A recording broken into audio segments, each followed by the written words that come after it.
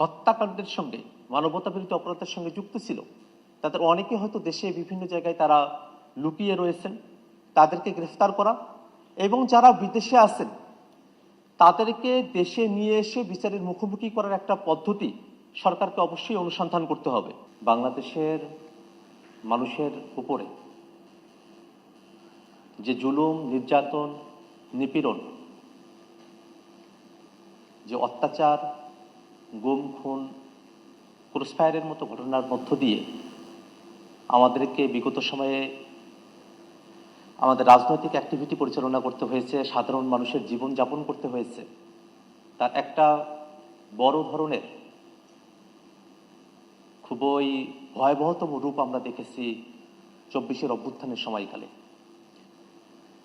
আমাদের ভাইদেরকে নির্বিচারে গুলি করে হত্যা করা হয়েছে, আমাদের বোনদেরকে পেটানো হয়েছে, অসংখ্য মানুষকে গ্রেফতার করে ফেলা হয়েছে এবং জাতিসংঘের ফ্যাক্ট ফাইন্ডিং রিপোর্টে যে মানবতা বিরোধী অপরাধের প্রমাণের কথা বলা হয়েছে তার সব কিছুই আসলে সে সময়কালে সংগঠিত হয়েছে। আজকের মূল আলোচনার জায়গা হলো কিভাবে জাতিসংঘের ফ্যাক্ট ফাইন্ডিং রিপোর্টের যে সুপারিশগুলো আছে সেগুলোকে আমরা বাস্তবায়ন করতে পারি।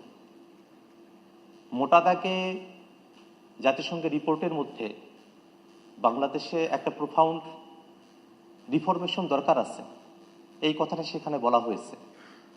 বাংলাদেশের রাষ্ট্র কাঠামো এবং বাংলাদেশের সংবিধান, সেখানে যে সাংবিধানিকভাবে একটা বৈষম্যের জায়গা তৈরি করে ফেলা হয়েছিল সেই জায়গা থেকে বেরিয়ে আসার কথা বলা হয়েছে। আমরাও এই কথাটাকে চূড়ান্তভাবে ধারণ করি এবং মনে করি বাংলাদেশ রাষ্ট্রটি অতীতে যে কাঠামোর মধ্য দিয়ে পরিচালিত হয়েছে সেই কাঠামো থেকে বেরিয়ে এসে নতুন বন্দোবস্তের আলোকে নতুন কাঠামোতে আমাদের দেশটি পরিচালনা হওয়া প্রয়োজন।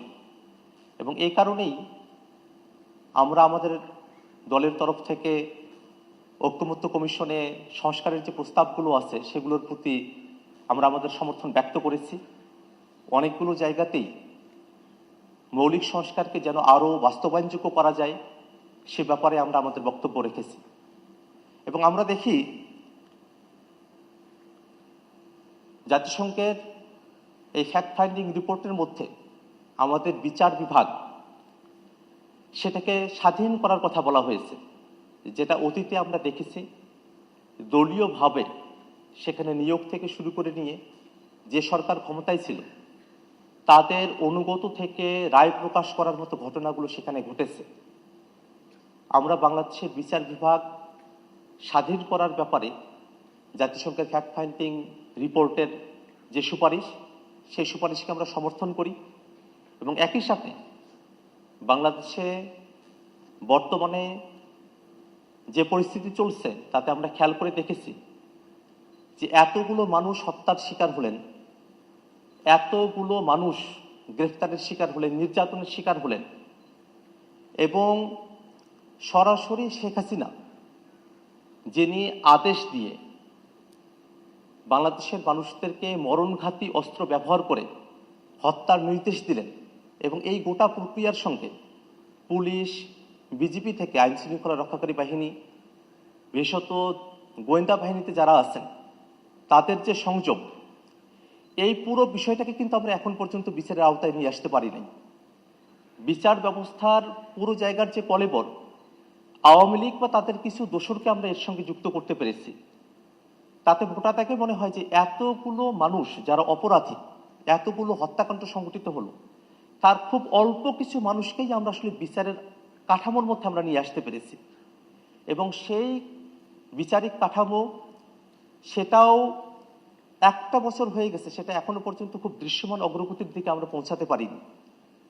এই কারণে আমরা সরকারের কাছে উদাত্ত আহ্বান জানাই, যদি বিচার বিভাগের কলেবরকে আরো বৃদ্ধি করতে হয়, বিচারকে আরো সহজতর করার জন্য এবং এই বিচার প্রক্রিয়ায় এখনো পর্যন্ত আওয়ামী লীগের যারা এই হত্যাকাণ্ডের সঙ্গে, মানবতা বিরোধী অপরাধের সঙ্গে যুক্ত ছিল, তাদের অনেকে হয়তো দেশে বিভিন্ন জায়গায় তারা লুকিয়ে রয়েছেন, তাদেরকে গ্রেফতার করা এবং যারা বিদেশে আছেন তাদেরকে দেশে নিয়ে এসে বিচারের মুখোমুখি করার একটা পদ্ধতি সরকারকে অবশ্যই অনুসন্ধান করতে হবে।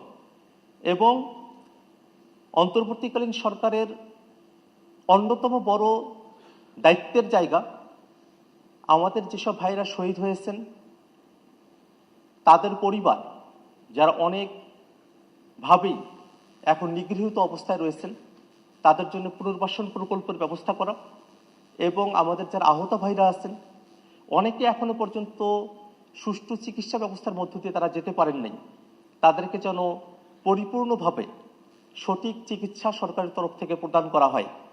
এবং সব থেকে বড় যে বিষয়টা জাতিসংঘের ফ্যাক্ট ফাইন্ডিং রিপোর্টের মধ্যে বলা হয়েছে যে বাংলাদেশের আসলে প্রোফাউন্ড রিফর্ম প্রয়োজন।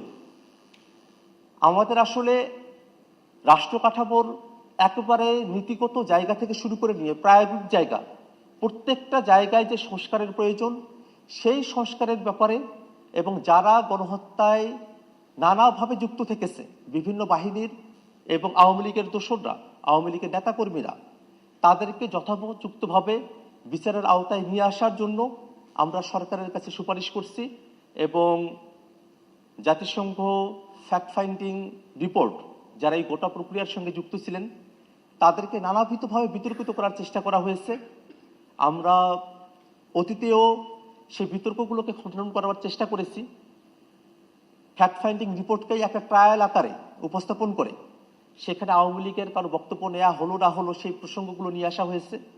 আমরা বস্তুতেই মনে করি যে সেগুলো শুধুমাত্রই বিতর্কিত করবার উদ্দেশ্যেই অযাচিতভাবে সেই তর্কগুলো নিয়ে আসা হয়েছে। ফ্যাক্ট ফাইন্ডিং রিপোর্ট সেটা কোনো ট্রায়াল প্রসেস নয়। এখানে যারা ভুক্তভোগী আমরা যারা রয়েছি, আমাদের দেশের মানুষেরা যারা রয়েছেন তাদের সঙ্গে কথা বলে ফ্যাক্ট ফাইন্ডিং রিপোর্ট যেটা তৈরি করা হয়েছে তার আলোকেই বাংলাদেশ সরকার সঠিকভাবে তদন্তের ব্যবস্থা গ্রহণ করে যারা মানবতা বিরোধী অপরাধের সঙ্গে যুক্ত রয়েছিলেন তাদেরকে বিচারের আওতায় নিয়ে আসবে এবং বাংলাদেশ সামনের দিকে স্বৈরাচারী ফেসিবাদী কাঠামো মুক্ত হয়ে সকলের বাংলাদেশ হয়ে উঠবে এই প্রত্যাশায় আমি আমার কথা শেষ করছি। সানবিট সব দিবে সামাল। সানবিট ম্যাজিক প্রেস ডিশওয়াশিং এর মাথা ঘোরানো সলিউশন।